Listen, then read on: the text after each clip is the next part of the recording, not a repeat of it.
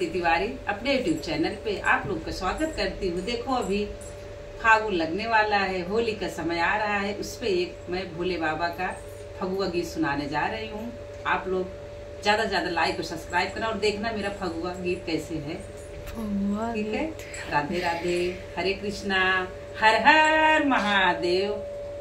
भोला मांगे गवनवा होली में, भोला मांगे गवनवा होली में, भोला मांगे गवनवा होली में, भोला मांगे गवनवा होली में। पहला संदेशा ब्रह्मा का आया, पहला संदेशा ब्रह्मा का आया, ब्रह्मा का आया हो, ब्रह्मा का आया।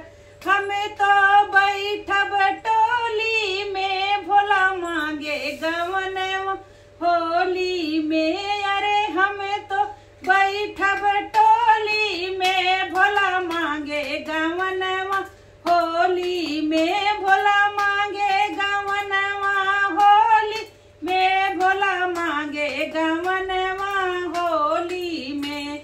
ये दूसरा संदेशा विष्णु का आया, दूसरा संदेशा विष्णु का आया, विष्णु का आया चक्रधारी का आया, विष्णु का आया चक्रधारी का आया।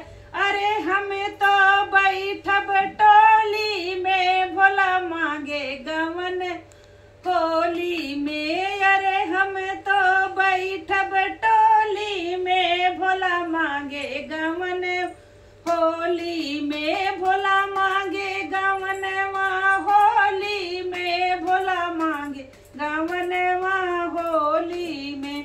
अरे तीसरा संदेशा राम जी का आया, तीसरा संदेशा राम जी का आया, राम जी का आया धनुषधारी का आया, राम जी का आया धनुषधारी का आया। हमें तो बैठब टोली में, भोला मांगे गवनवा होली में, भोला मांगे गवनवा होली में, भोला मांगे गवनवा होली में। अरे चौथा संदेशा कान्हा का आया, चौथा संदेशा कान्हा का आया, कान्हा का आया बंसी ले का आया, कान्हा का आया बंशी वाले का आया। हमें तो बैठब टोली में, भोला मांगे गवनवा होली में, भोला ये गवनवा होली में, भोला मांगे गवनवा होली में। राधे राधे, हर हर महादेव।